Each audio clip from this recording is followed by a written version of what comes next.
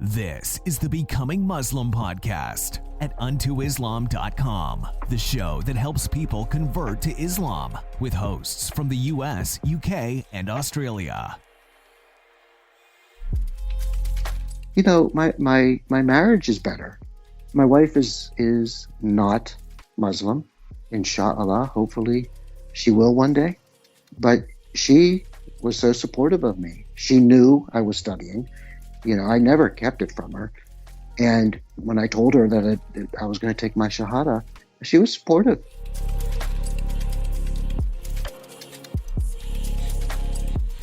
There is such a bad, negative connotation that is associated with the religion, unfortunately.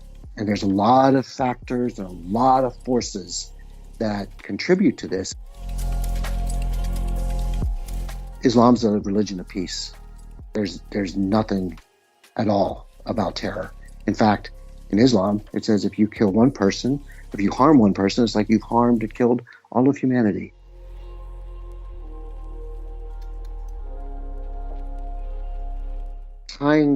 Having this 5 prayers a day ties me, connects me with God in such a powerful way that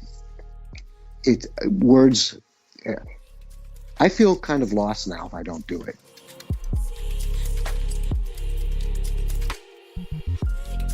Now, as a Muslim, when I'm praying, I really feel that connection. And I feel that my prayer is being heard and God is listening and God is with me.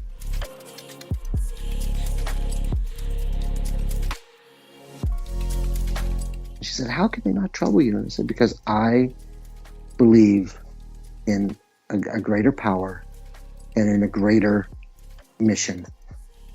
You know, we are on the precipice of eternity. We're standing on the edge of our lives, and out in front of us is eternity. How could you not be working towards eternal paradise?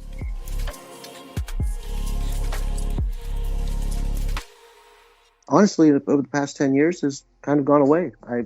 I was getting lazy. I wasn't studying. I just really didn't care. I was getting depressed. I was drinking, and you know, those things kind of numb your mind. And but since I've become a Muslim, that hunger for knowledge has reawakened.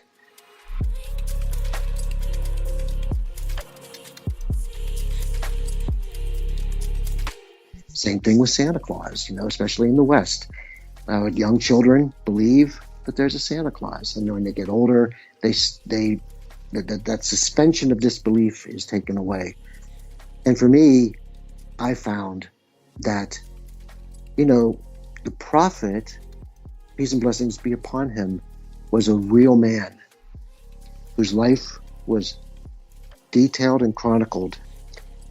And he had 2 names. He was called the Trusted and the Trustworthy.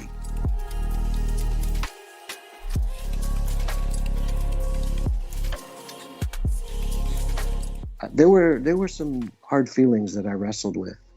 I felt that I was betraying Jesus, peace and blessings be upon him. And that was something that was very hard for me to do. You know, I always play that card because I'm being honest about it, because I just don't know. But it is there is a lot to learn, and just taking it slow, going one step at a time was really great advice.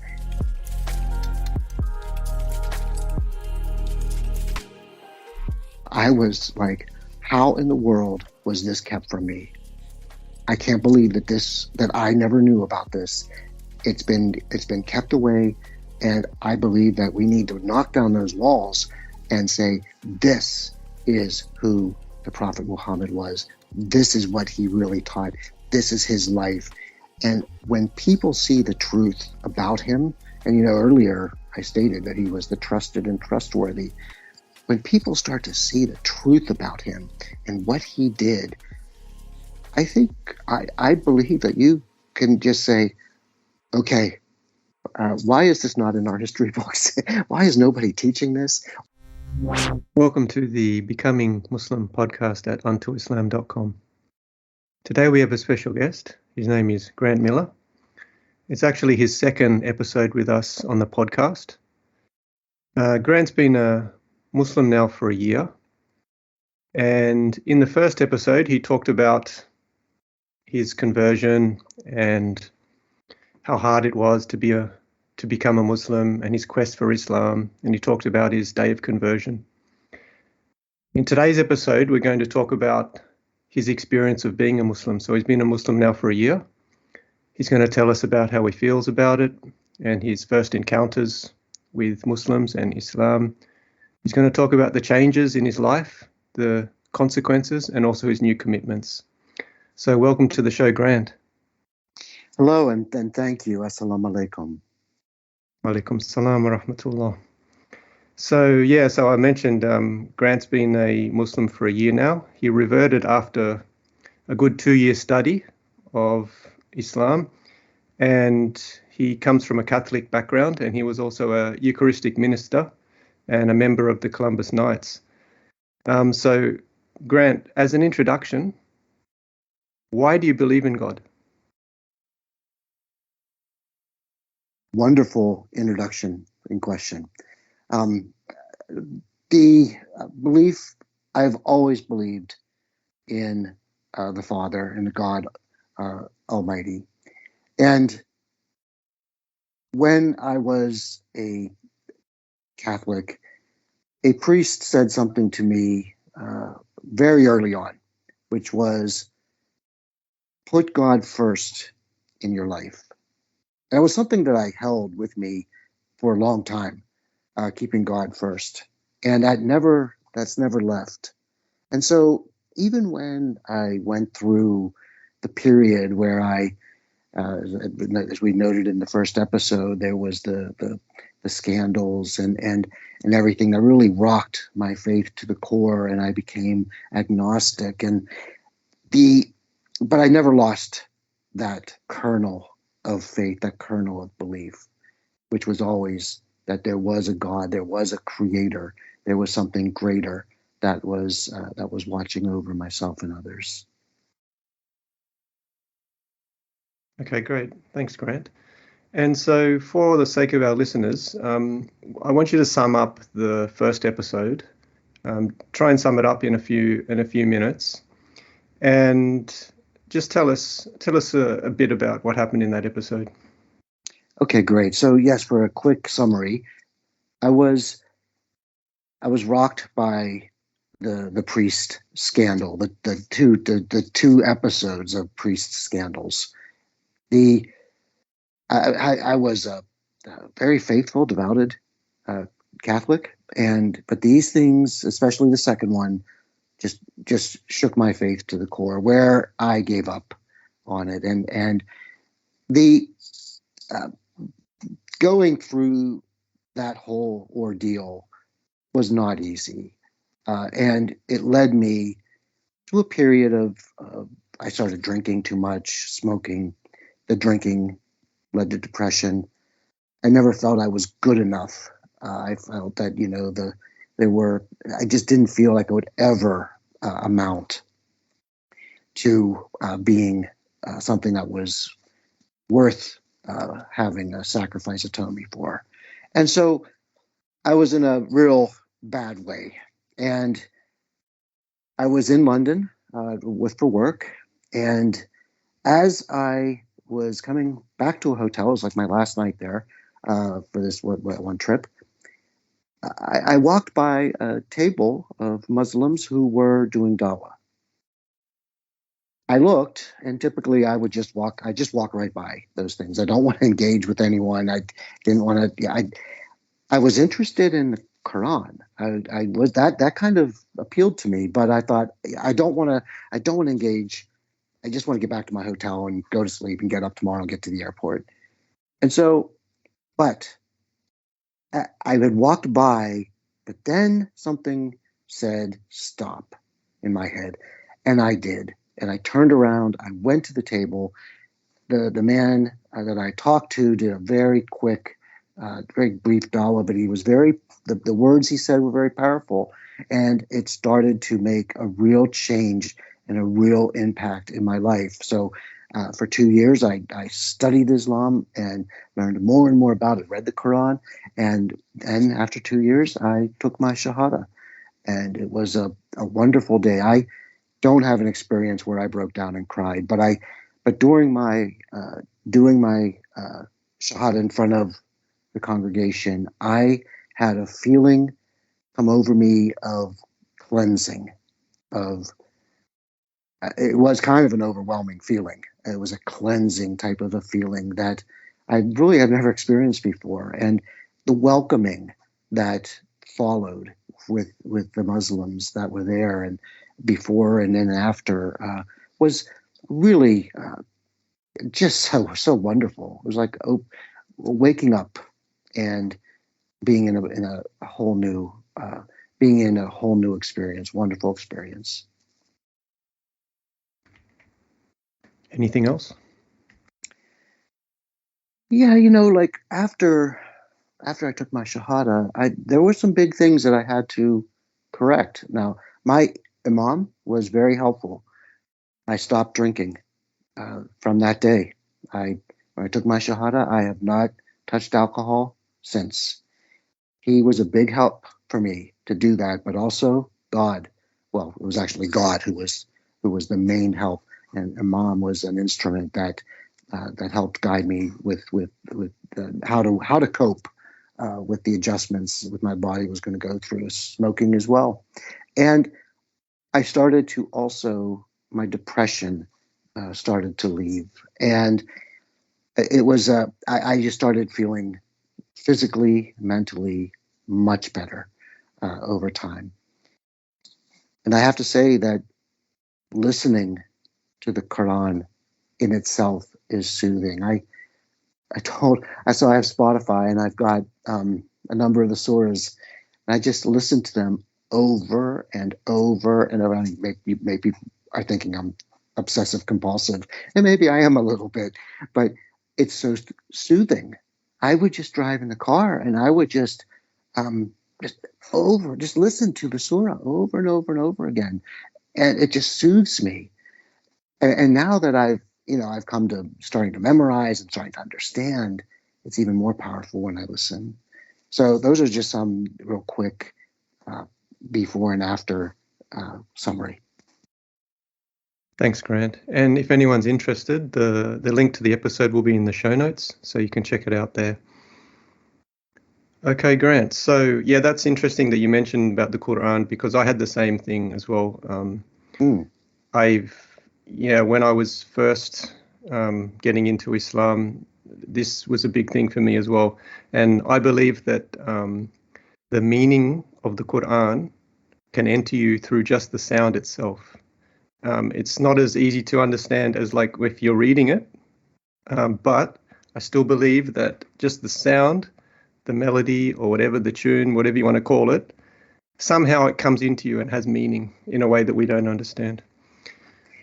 And I'm going to back that with that there is scientific proof that the Quran, the way the words, the letters, the vibrations actually have calming, soothing effects on people. And there's a study, I don't have it, I could find it, but there was a study done that showed this very phenomena. So yes, it certainly works that way, where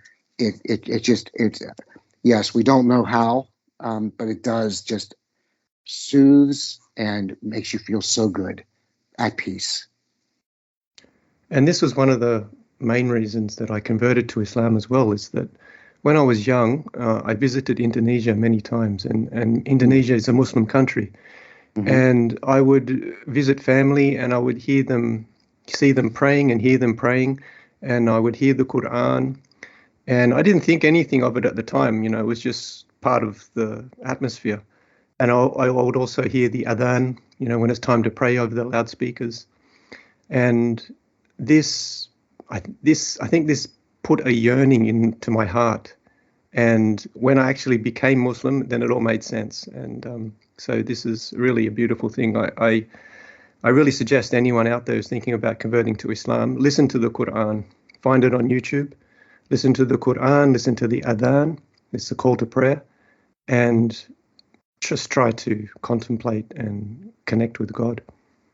Yes, just let it, and just relax and let it enter.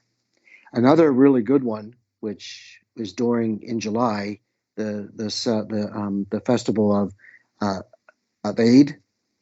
I probably mispronounced that. EID. No, you said it correctly. Okay, oh good. That there is before the service starts, there is, and I don't know what it's called, but we say Allahu Akbar, Allahu Akbar, Allahu Akbar, La ilaha illallah, Allahu Akbar, Allahu Akbar, Walillahil hamd. Wa ilahil hamd. And I'm not sure what that's called, but that's another one that's just repeated over and over.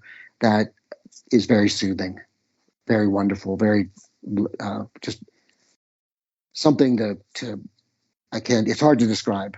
So yes, highly recommend YouTube, Spotify, anywhere that you can find music. Just look for the Quran, look and listen to the recitations, and I think you'll find it'll start to have that impact that it has on so many millions of others. That's right. So, Grant, you've been a Muslim now for a year. Tell us, how does it feel to be a Muslim? It feels absolutely wonderful. I cannot tell you the improvements that have come into my life since I've converted, since I reverted. Before Islam, I was depressed. I've been battling depression all my life. And since I've become a Muslim, I don't have those bouts like I did.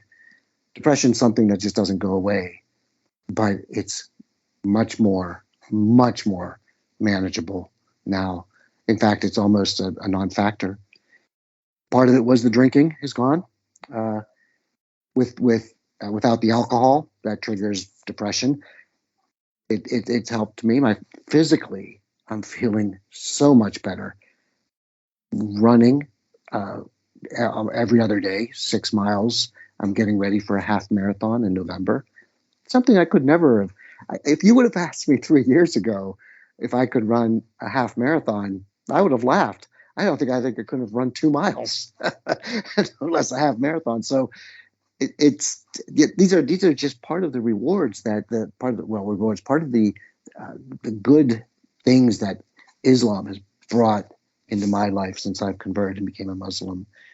I can't tell you how happy my life has become in so many ways.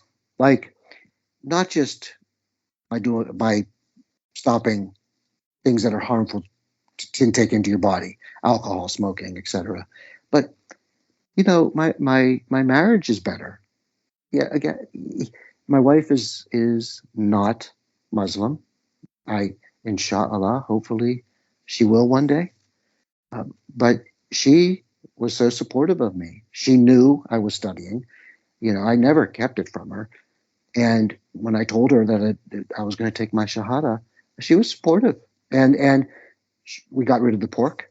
So there was no more pork in the house. So that was, and this was on her incentive.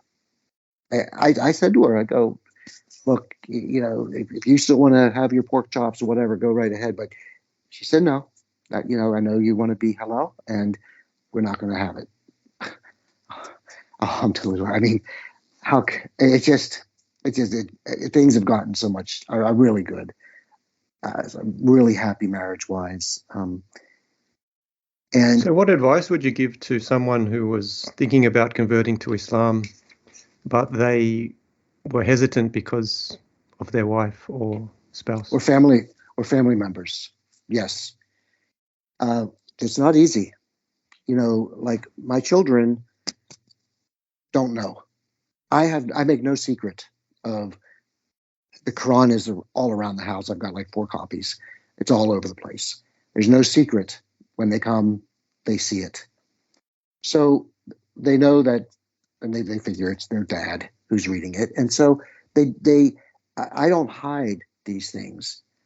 And my advice to someone who's been thinking about it is to get out in front, is to, when you start, is to get it out right away, to say, even when it's just, somebody said something to me about, Islam. I saw a video, or I saw somebody on the street, or somebody made a comment, and I'm just kind of interested in finding out more. And I'm gonna get some material, some literature, and just say it like that. And there's going to be, unfortunately, especially in Western cultures, there is such a bad, negative connotation that is associated with the religion, unfortunately. And there's a lot of factors and a lot of forces that contribute to this. And in fact, a brother who his name is Kenny Boomer, he wrote a wonderful book called Consider Islam, which I've read, and he identifies why there's so much negativity. It's really good, really well written book. I would suggest that if people are looking to find out, that's actually a really good book to get. So, but one of the ways to engage then is to counter the negativity. And so when somebody goes, like one of the first questions my wife said is, well, are you going to become a terrorist? And it's like, Islam's a religion of peace. There's nothing at all about terror. In fact, in Islam, it says if you kill one person, if you harm one person, it's like you've harmed and killed all of humanity. It's a religion of peace. That is at its heart. And so then you can start to, correct these miscommunication, misunderstanding that people have.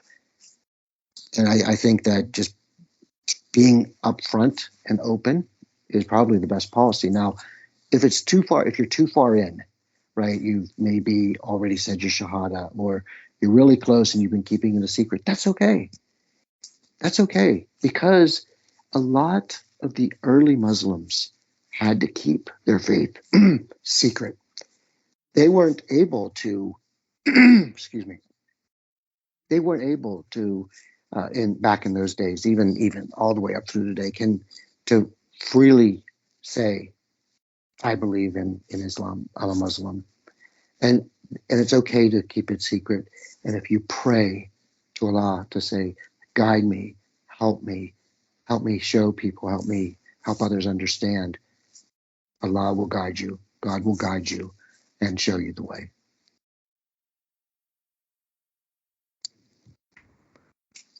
That's great. So tell us more about your relationship with your wife now that you're a Muslim. Have you found anything hard with it? I think the hardest part is having private time to pray, because there are times when I'll be trying to pray and she'll want to clean the room or do something. So that, we live in a small place, so we don't have like I don't have I don't have a room that I could just devote to myself. We live in a small place, so we're kind of always on top of each other. So I think that's probably the hardest, but again, we work it out. Yeah, and I know that there are times when I've had to make adjustments with my prayer. So, for example, like let's say we're in the Dur hours, you're in the Dur time, the afternoon prayer time, and there's like 2-3 hours that you can get your prayer in. And I want to do my prayer at let's just say noon. I wanted to pray at noon, and she's busy doing something in the room. I'd say, okay, wait till she's done, and when she's done, then I go in. So that's kind of how we've been kind of working through this. Yeah, great. And so you mentioned the prayers there. So let's talk about the prayers now. Tell us how you feel with your Islamic prayer, the 5 times a day prayer. Well, it's brought me so much closer to Allah, to God, my Creator. The having it set 5 times a day is, when you look at it from the outside, a lot of people these days will say, "Oh, I could never do that. That's too much." What I think, and especially Christians, I think what a lot of Christians fail to remember is about 1 to 2 generations ago, they were praying 4 times a day. As a Christian, you were supposed to pray in the morning, when you had your morning breakfast, when you had lunch, when you had dinner, and when you went to bed. So you had 4 prayers that you were supposed to be saying. In more serious, like if somebody's really devoted, you had prayers every hour. So you can get into these prayer chains where, because prayers have to be constantly going in the Christian church or the Catholic Church and Orthodox Church.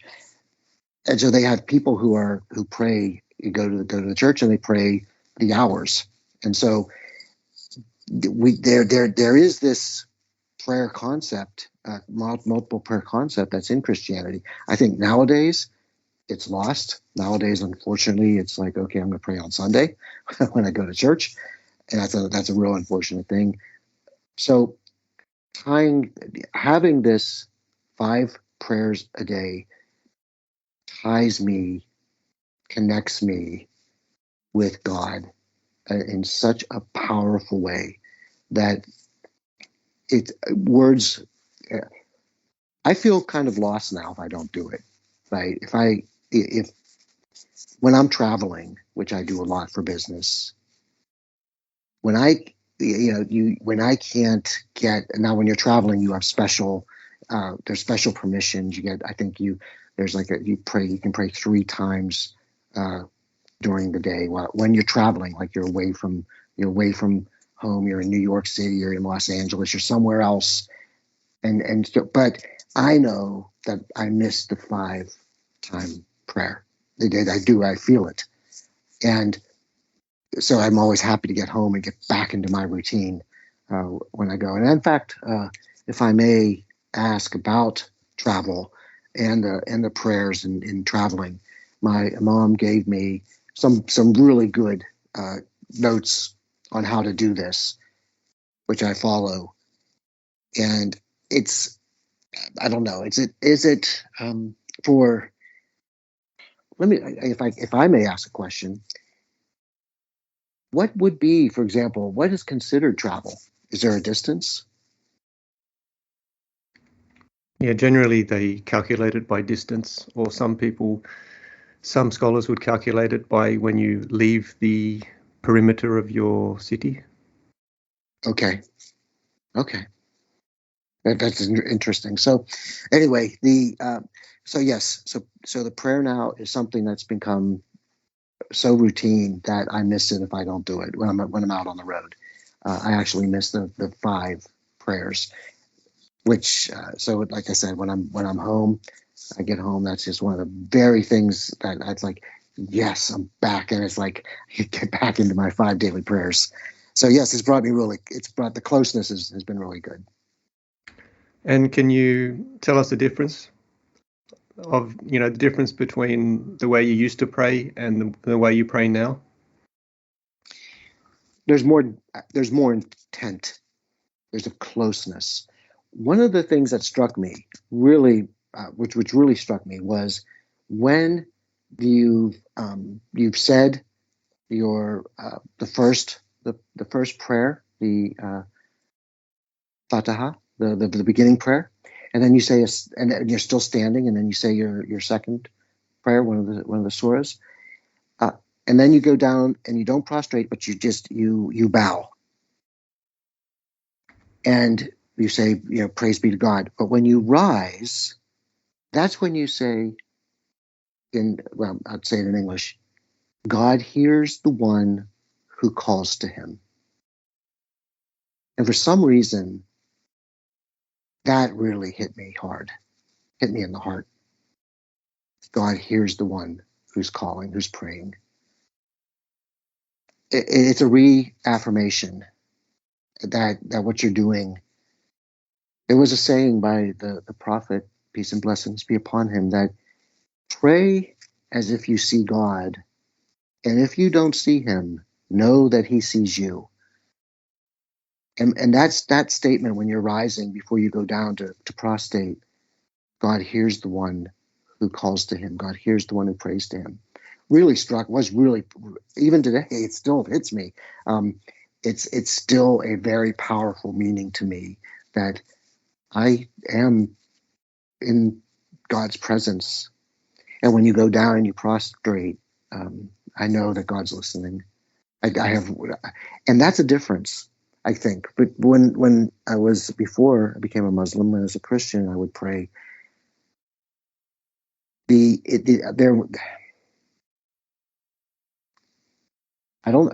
is not a good word. It didn't seem to have that focus. It didn't seem to have that driving intention. It didn't seem to have that connection. Maybe that's the best. That's probably a better word. The connection. Now, as a Muslim, when I'm praying, I really feel that connection, and I feel that my prayer is being heard, and God is listening, and God is with me. Yes. So what other rituals besides the prayer have you incorporated into your worship and your daily life? One is a being mindful of God's presence in all of my surroundings, and mindful that what I'm doing is for God's glory. And this has kind of made this has been a real fundamental. This has been a paradigm shift. It's been, like we say in work, it was a pivot, right? Where now when I work, I have a whole new mindset that what I'm doing is I'm doing to glorify God. I want people to see that I'm hardworking, that I'm honest, that people can talk to me, that they can, they can trust me. And I also genuinely care about them. So when I ask them how they're doing, I'm not asking for gossip. I'm not asking questions to add to drama. I really want to know how are you? Are you okay? And that people see that. They see that sincerity in my ask. And I've even had, I work, but one of the offices is in New York City, so we deal with those really, the New Yorkers who are so accustomed to, they're so hard, they don't take anything from anybody, but they can see that I'm being sincere when I genuinely mean, how are you? And it's becoming like this whole new mindset has really changed in my job, because I'm not working. Okay, so I am an older person now. I don't need to climb the company ladder, but I still want to succeed. I want to do my best. I want to help, move the needle. So I'm going to work hard. I'm going to drive myself, but the intention is I'm working so that I can show this how God has changed me, and that I am a conduit for God. That like conduit. Maybe I don't know if that's the right word, but I want people to look and say, "Oh, well, that guy seems like a happy guy. I wonder what he's got." And if they come up and ask me, I tell them. I'm not shy to say. In fact, I was speaking to one person who she was really disgruntled. A lot of things happening, and it doesn't really matter what it was. But and she said to me, how can you seem like you these things don't trouble you? And I said, they don't. And she said, how can they not trouble you? And I said, because I believe in a greater power and in a greater mission, that after this life, we are on the, I didn't say this, but we are on the precipice of eternity. We're standing on the edge of our lives, and out in front of us is eternity. How could you not be working towards eternal paradise? And I said something similar to her like that, and it kind of took her, she kind of like opened her eyes a little bit, and oh, I guess that would, that's why you can not get so caught up in these things. And I said, if there's anything you want to know, anything you want, and coincidentally, her nephew became Muslim a couple months later. And while in my mind, I was thinking, oh, I sure hope she converts. I thought to myself, my, how God just works amongst us in guiding who he will. So it was just a really nice story. Okay, so we've talked about the prayer, and we've talked about your sincerity mindset change. Anything else that you can see that's really changed in your life because of Islam? So I have a real awakening in my desire to learn. I've always been an academically minded individual. I was, for many years, I was an adjunct professor. I've, written some, technical books on Windows Server technologies. And so I've always had this academic mindset, which honestly, over the past 10 years has kind of gone away. I was getting lazy. I wasn't studying. I just really didn't care. I was getting depressed. I was drinking, and those things kind of numb your mind. And but since I've become a Muslim, that hunger for knowledge has reawakened. And now I find I'm just devouring books and literature, and I can't get enough. I've been reading a number of books on Islam, and this is even before I became a Muslim. I started this ignited, this whole wanting to know more, this desire ignited in me. It started as a small flame, and it's just like erupting, that I just really want to know. And the beauty is that the more I learn, the more in awe and amazement I am about our deen, about our religion, the religion of Islam, that it's like, holy cow, if only more people could hear this, their eyes would just open up, and they would be like, okay, I need to take my shot at it today. It is such a compelling religion that's based on truth, based on fact. I think maybe in the first episode, I talked a little bit about critical thinking and about how there are times when you suspend your disbelief. And a good example of what that means is, one example is you go to a movie and you watch a movie and you kind of become, you get involved with the characters and you become part of the movie. That's suspending your disbelief. The disbelief that you're sitting in a movie theater and none of this is real. Same thing with Santa Claus, especially in the West. Young children believe that there's a Santa Claus, and when they get older, that suspension of disbelief is taken away. And for me, I found that, the prophet, peace and blessings be upon him, was a real man whose life was detailed and chronicled. And he had two names. He was called the Trusted and the Trustworthy. And as I've learned, most people get which is one of those names. So it would be, Abdur Rahim, the Trusted, or somebody else, the Trustworthy. But Muhammad, peace and blessings be upon him, was called the Trusted and Trustworthy. And what type of wonderful human being do you have to be to have those two titles be put upon you that are real. There's no suspension of disbelief here. This is real historic fact.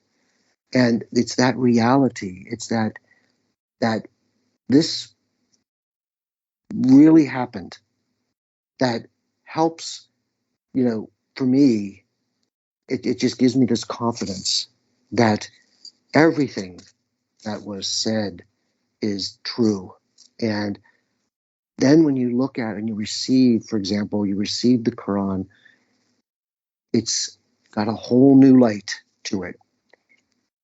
And as you let it come into your life, it just opens doors and unblocks things that you've been wrestling with. And it just sheds so much light on everything. It's truly remarkable how this, I would say this book, I know that's really not I shouldn't say that because it's not really a book. It is, but it isn't. It's the literal word of God. And when you let that spill over you and accept it, the peace, the transformation that happens is remarkable to behold and to receive. Thanks, Grant. Okay, so we've talked about your prayers and your sincerity mindset change, and you just let us know about your thirst for knowledge and how it's changed everything for you. Now, anything else you want to tell us about? I think that, for me, I went through a 2-year period of research and critically thinking about converting. And I feel that being someone who was a lifelong Christian, there were some hard feelings that I wrestled with. I felt that I was betraying Jesus, peace and blessings be upon him. And that was something that was very hard for me to do. And I see this. I watch some of these videos with some of these people doing dawah, and most people will get to the point of almost saying their shahada, but they back away. They say, let me come back. Let me think about it. I'll come back to you. Even though everything they heard is right. They know it's true, but something pulls them back.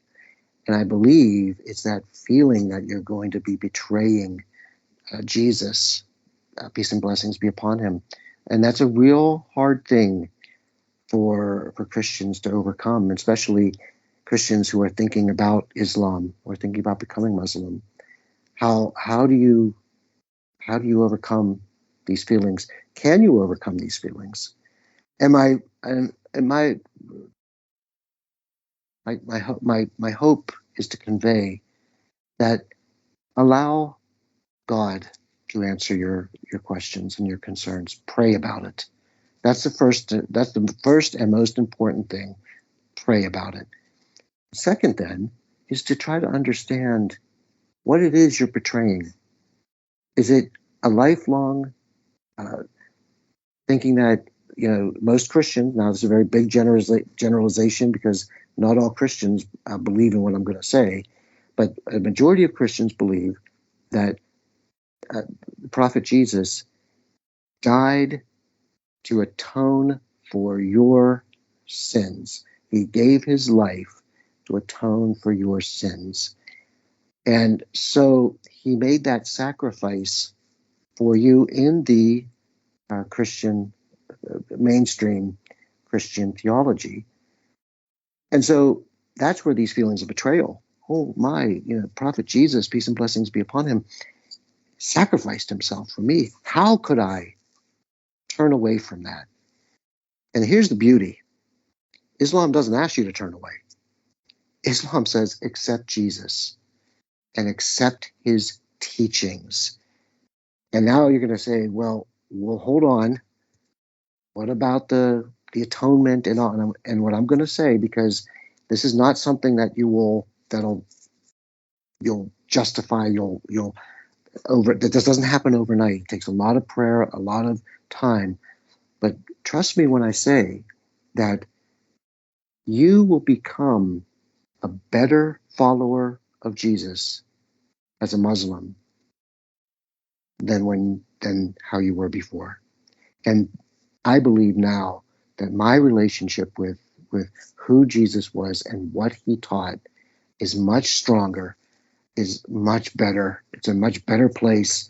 And I love Jesus probably more than I did before. And, there are answers to every single question you could have.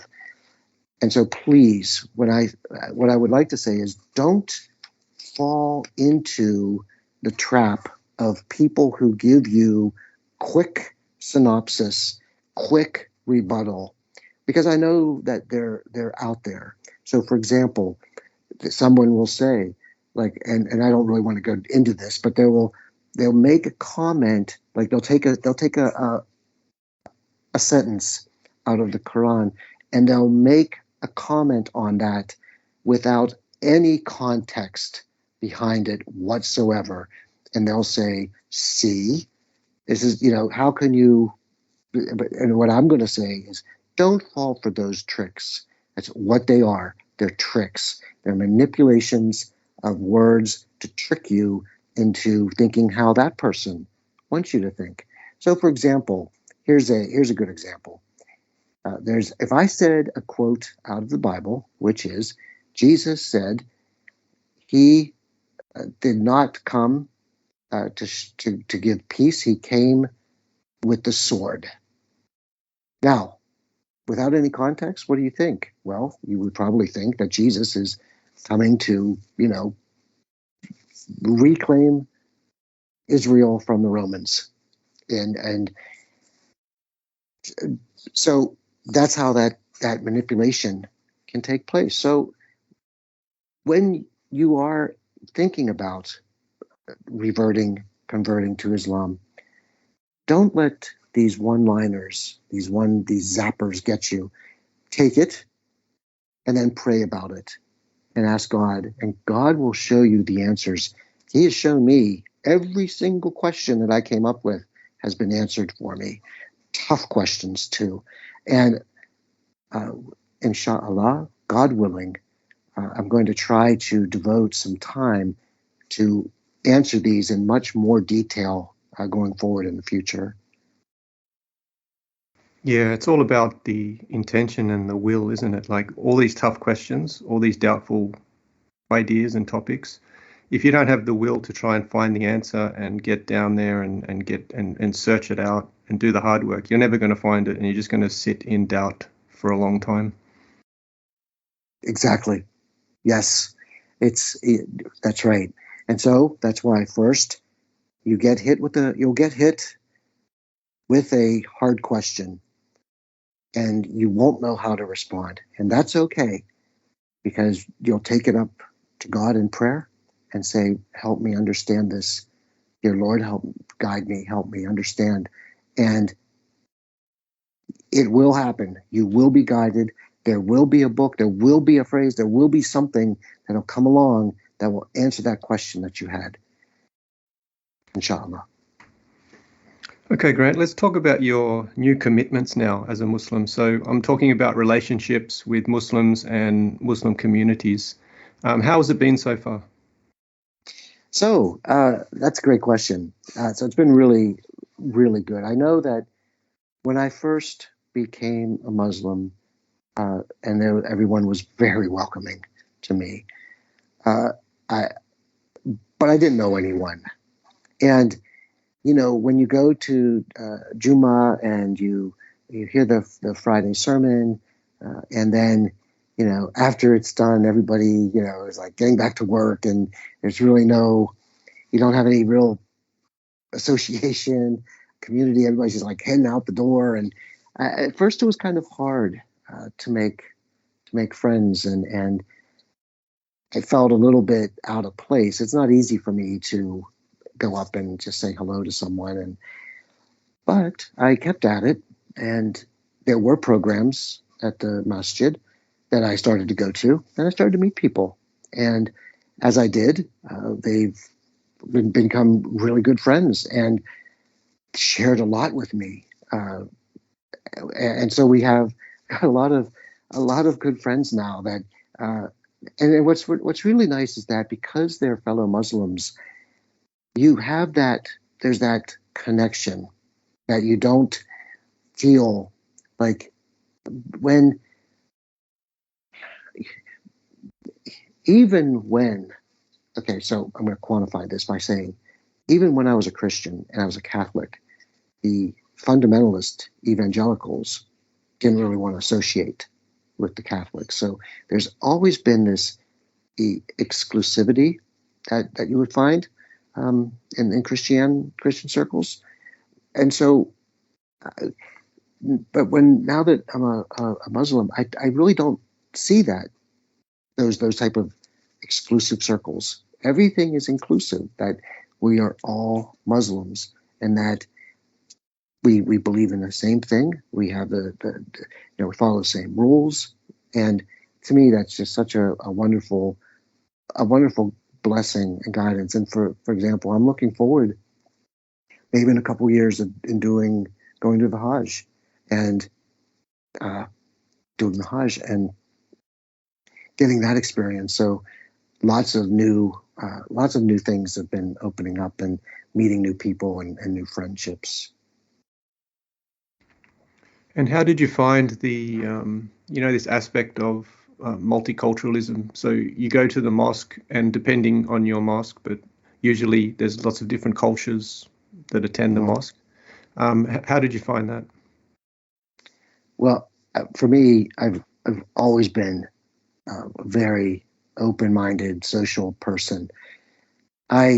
Growing up in foster care, I lived with a number of different families. I lived with I had one of the families was an African American father with a white mother, host mother, foster mother, and so as well as Asian family. And so I've been used to a lot of cross-culturalism, and then I speak different languages. I can speak Japanese and Chinese, and studied abroad, and so for me, this is very welcome. That going to the masjid and seeing all these new cultures that I've never experienced before. I've got Afghanistan friends, Pakistan friends, Indian friends, of course, Arab friends from all over. In fact, it was so funny. I met this guy was from he was from Kuwait, and he actually thought I was from Jordan. he said, I thought you were from Jordan. I said, yeah, no, maybe one of my relative great grandfathers, maybe, but it's just really nice. And of course, you got the African American Muslim brothers and sisters, and it's just such a nice melting pot of all the different cultures, and we're all there doing the same thing, worshiping the same God, all one community. It really is truly remarkable. What a blessing it is. Yeah, it is great. It is great, isn't it, to be able to, interact with all these different people and learn about different ways of thinking, different cultures. And when I converted, this is one of the best things I did, was to go overseas into a Muslim country and meet some other people and look at life in a different way, and it changes everything. Yeah, I would really love to travel to a Muslim country to get that experience, because here in South Carolina, Islam, of course, is the minority religion. There's you can't. I would like to be somewhere where you could actually hear the Adhan being called, outside. I would be really. You could actually go up to Minnesota. I think you can hear it up there, but that would really be something to experience firsthand. And inshallah, one day I hope to. Okay, so in your interactions with the Muslims that you meet, can you remember what's the best advice that anyone ever gave you so far as a Muslim? There's been a lot of advice. of advice. I think the best advice is take it slow, take it easy, go one step at a time. There's, there is so much to learn. Anybody who's been a Muslim for any amount of time knows that there is just so much to the deen that you can't possibly get it in a couple months or even a year or 2 or 3 years. It takes time. And that was probably the best advice that I was given because, of course, I still do things wrong. I mean, it's good. And I always, it's like, hey, I'm a new guy. I always play that card because I'm being honest about it because I just don't know. But it is, there is a lot to learn, and just taking it slow, going one step at a time was really great advice. The second thing that I learned is just being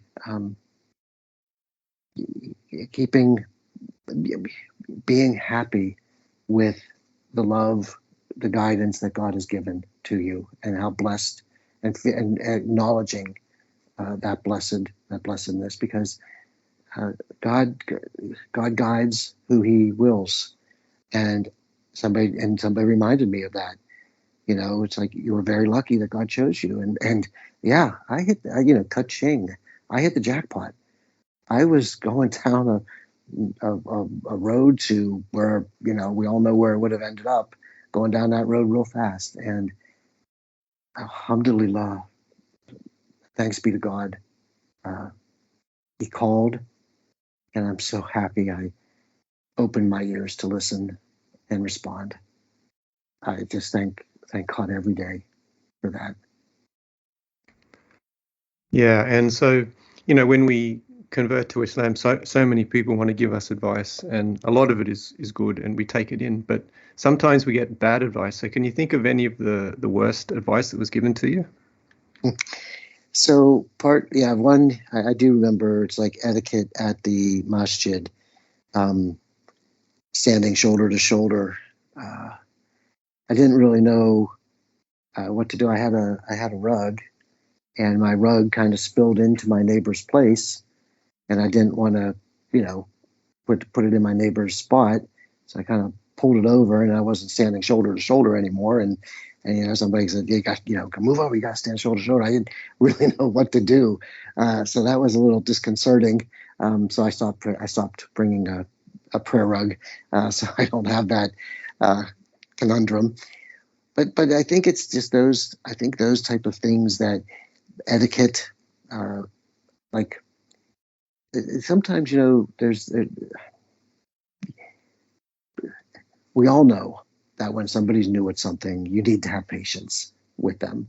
And so it's when newcomers come, they just don't know what they're doing. And you just need to have patience. And I fall into that newcomer category where, it's just, I'm trying and I'm going to mess up, and, correct me. I'll fix it. And then I'll do something else wrong. So that was probably, that was another time. I was really kind of,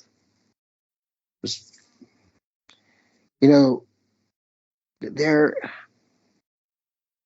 one of the brothers came up to me afterwards and said that he said years ago, FBI guy came in and pretended that he converted, and all he wanted to do was get inside the organization, get inside the masjid so he could find out who the terrorists were. And he kind of made it like an open-ended statement like that. And I was like, and I thought to myself, like, are you accusing me? And I thought to myself, well, yes, he probably is being a little passive aggressive here. Maybe there was a bad situation, but I thought to myself, I'll just let it go. Time will tell. So, I did, and sure enough, everything's fine. But there's a couple of examples of things that went a little askew. Yeah, about the prayer rug thing, I'll give you a handy tip. So for a bit of context for our listeners, when we pray together, we all stand shoulder to shoulder and form one line. And you can bring a prayer rug as well and place it down in front of you and use that to pray on. The problem is these prayer rugs are a bit too wide. And so if everyone had a prayer rug and laid it out, people wouldn't be shoulder to shoulder anymore. There'd be a bit of a gap between everyone. So this trick that I used is that I fold it lengthways, either in half or in thirds. And so it's good, gives me the prayer rug for my head in the middle, maybe not my hands, but it doesn't disrupt anyone else. So I think that's a nice thing. Maybe you can take. Alhamdulillah, I will take that advice, and next Friday I will be using it, guaranteed. And another thing is you can also buy small prayer mats, mini ones, which work well as well. Okay, yeah, I've seen those. I don't have one, but I'm going to do it. I'm going to do my folding it 3 times. That's perfect. Perfect. Oh yeah, that's really good. Wow, learning all the time. Here's another question, another thing that kind of happened. So I was up in New York, and I went to the masjid there, and there was a ton of people, and it was a very tight, narrow space. And I got there early, and so I was up towards the front. And after the prayer, I got up to leave, and I couldn't get out because there was like lines and lines of brothers still praying, and I got stuck. And I knew not to walk in front, not to step in front of them. So I just stood and waited until a little roadway opened up, and then I kind of serpentined out. Is that something that's common, or? Yeah, definitely. Okay. That's what I usually do, is just wait till it thins out a bit so you can get through without interrupting anyone. Because you don't want to walk in front of someone. But if you really need to get out for an emergency, there's no problem in walking in between 2 people. You haven't walked in front of them. All you've done is you've walked alongside of their area. Yeah. So if it's an emergency, then you have to do it. You have to get out and do what you need to do. Otherwise, just hang around for 5 minutes and then everyone's gone by the time you're ready. Thank you so much. Thank you. So yes, so there we are, some inside tips, which I appreciate. So thank you so much. Okay, so we're coming up to the hour now. I've still got a few more questions. So is there anything that you found just really strange about Islam so far? No, not at all. In fact, everything is so clear. It's so logical. It's so easy to do. Nothing strange at all. In fact, when I look back and I look at for example, the Catholic service, there's a lot of things that go on there that are like, whoa, it's like, how could I have done that? But I feel like one of the things that kind of, I wouldn't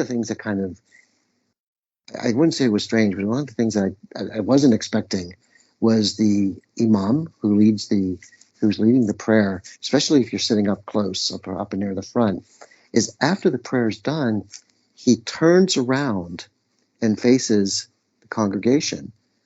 And I wasn't sure if that was question and answer time. And so he kind of looked like he was waiting for some questions.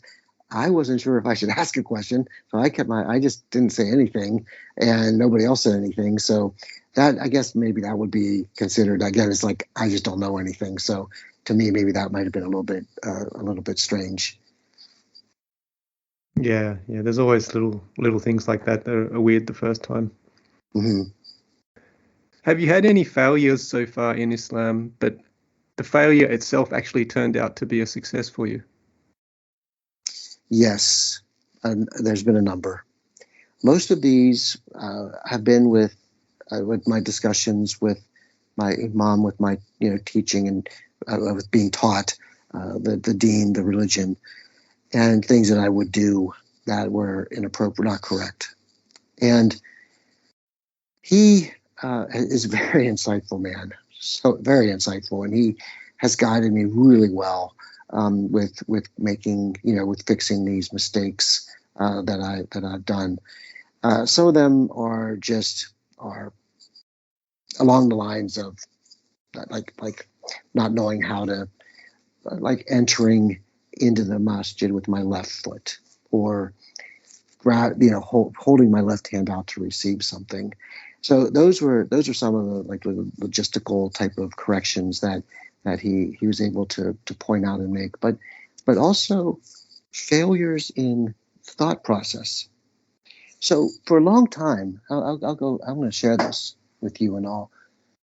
I was always angry at my biological parents for basically abandoning myself and my brothers and putting us into foster homes, and we foster care, and I've been able to find my one brother, and he and I are close, but I've got a sister I've never met, and I've got a younger brother who I haven't seen 40, 50 years. And so I came, there was a sermon that the Imam gave about parents and, honoring your parents. And afterwards I came up and I talked to Imam, and I said, I have a real issue with this. I said, I want to, but I just never been able to find it in my heart. I'm just always angry with them for abandoning us. And he said to me, it was a blessing from Allah. I said, what do you mean? How can them leaving us, we were, in a strangers, how could that be a blessing? And he said, had they not done that, you may never have found Islam, and you may never have found Allah. And I just was taken aback.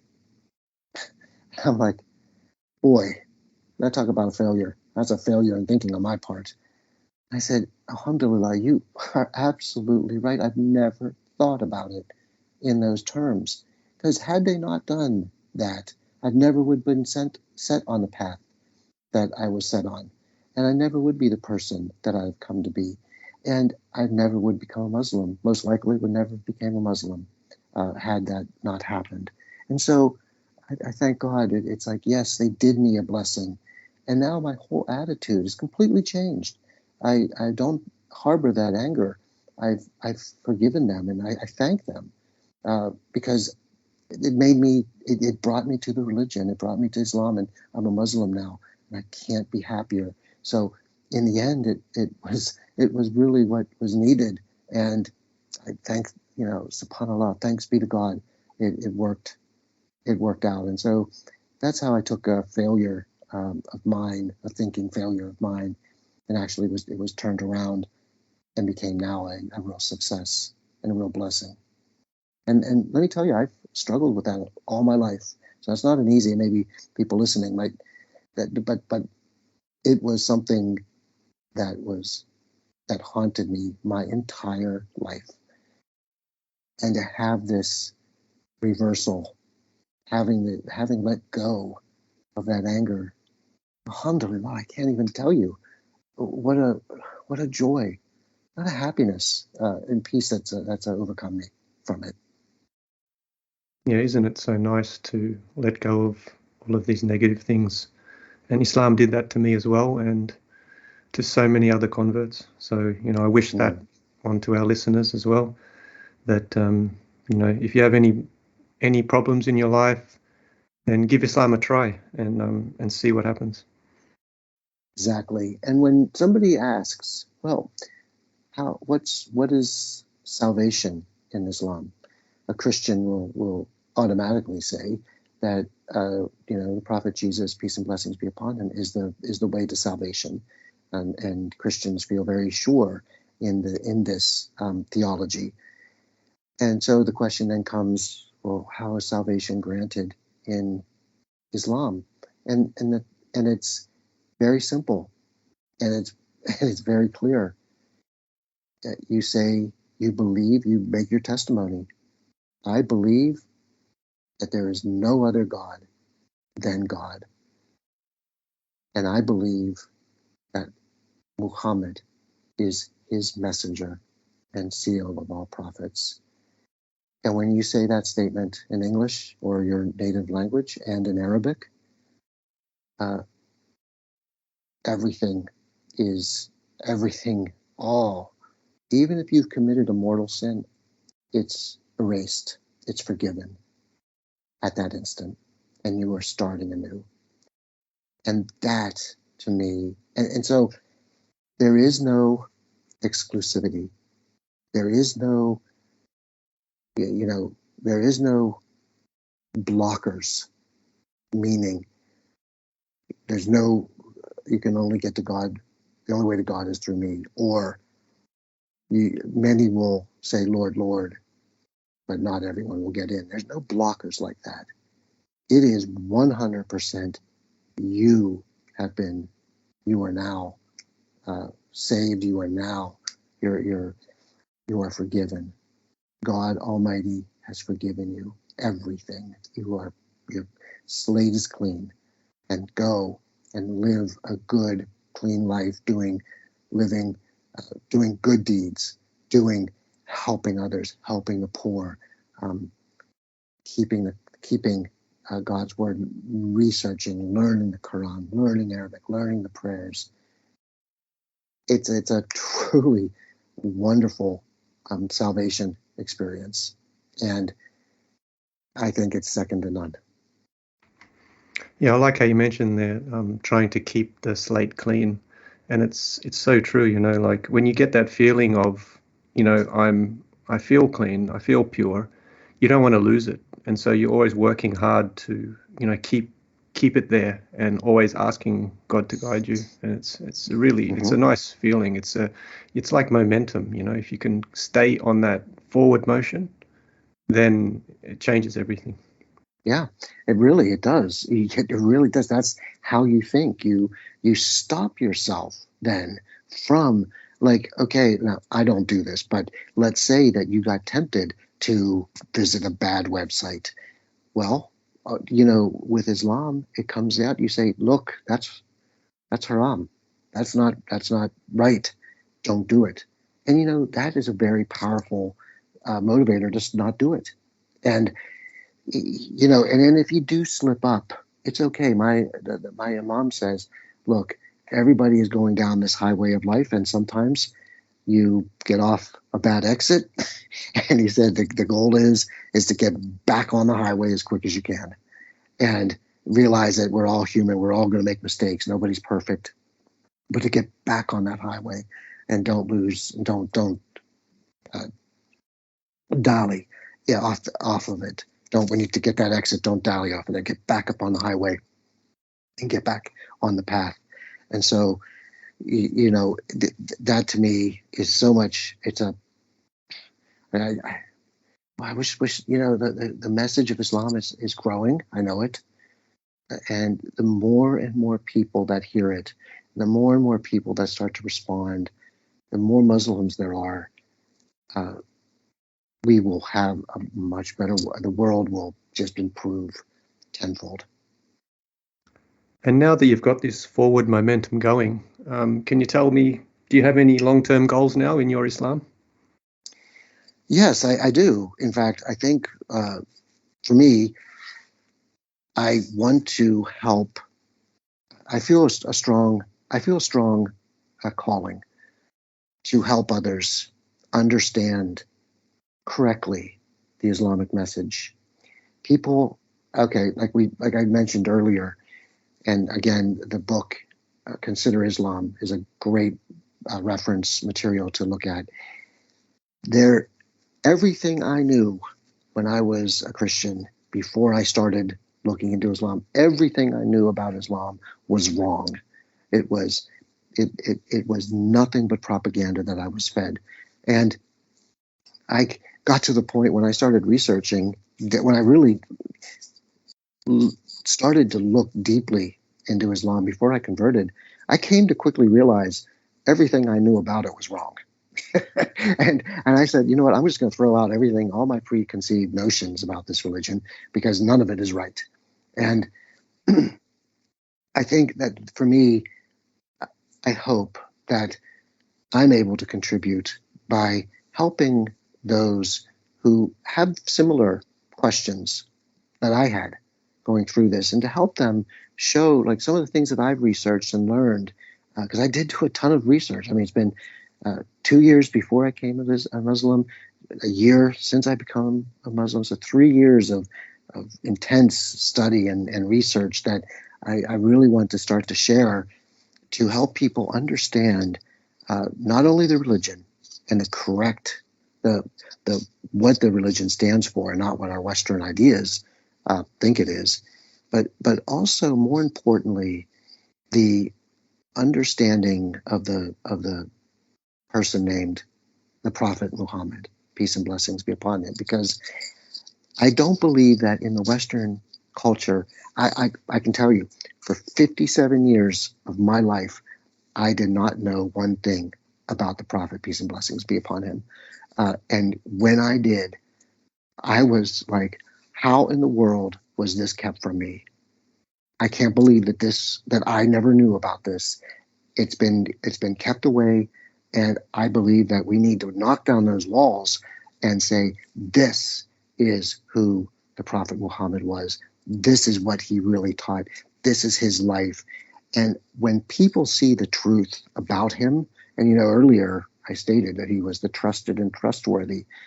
When people start to see the truth about him and what he did, I think I believe that you can just say, okay, why is this not in our history books?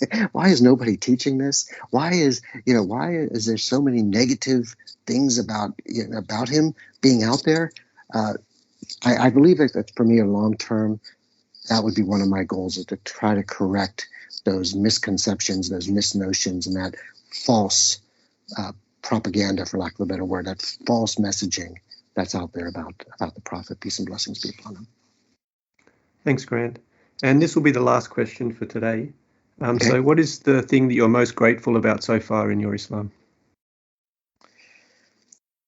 I am most grateful that the God of the universe, the God who created the heavens, the earth, the stars, the seas, out of all the billions of souls, that he would look at a person like me who was a failure in everything, that he would reach out to me. And that is what I'm most grateful for. Don't deserve it, but I am so grateful that he did. And I will never forget, and I'll never not appreciate the wonderful gift that he bestowed upon me. That's a perfect answer. Thanks. God, the guy got emotional. Yeah. It came from the heart. Came from the heart. I nearly shed a tear as well. Yeah, it came from the heart, because it's the truth. So I live every day that he grants, I will do it with that gratefulness and to give back. I don't want to go. I don't want to leave this earth without giving something back to him, as to show that all that my appreciation. Okay, so as a conclusion, can you give some advice to our listeners? They're thinking about converting to Islam. Can you give them some sincere advice? Absolutely, yes. So if you are someone who is thinking about Islam, that you're curious, you've heard some good things, you've listened to podcasts, you want to know more, I would say go and find your answers. I used to listen to this podcast. I listened to almost all the old episodes, like 100 of them, 150 or so. I listened to them, and they helped me greatly. There's also some wonderful scholars that are out there who can help you with some really tough questions that you may have. But keep learning, keep researching, and keep an open mind. Keep your, don't let thoughts get closed. Don't let people give you one word, one sentence trip ups. Keep digging, keep thinking, because this is a religion that transforms. Truly transforms people, and it's beauty, it's love. It talks, the love of God for us, and it's from a source that you can believe in, the source of God, our Creator, and His messenger. The messenger was someone you can believe in. He was known as the trusted and the trustworthy. Those are strong words that should give you, that hopefully, God willing, will allow your heart to say, I would like to know more about him. And there's plenty of literature out there that you can start to dig. And that would be my hope for anyone who's listening that's thinking about becoming a Muslim. And of course, if you are thinking about becoming a Muslim, come to the ontoislam.com website. There's tons of material for you there, and also people that you can talk to that would help with you on your journey. Yeah, thanks for that. Thanks for that, Grant. And also, thanks for coming on to the show. I really enjoyed it. Me too. Thank you for having me. It's always a pleasure and an honor to be here with you. And if anyone's interested in Grant's convert story, then have a look in the show notes. There'll be a link there to his episode where he told us everything about his path to Islam. So thank you, everyone, for listening. If you have any questions, please submit it via the website, ontoislam.com. If you want to contact us, there's a contact page there. You can get all the details there. We have live Q&A sessions. We've also got some chat groups you can join. So I wish you all the best with your quest for God, and may the peace and blessings of God be on you all. Assalamu alaikum wa rahmatullah.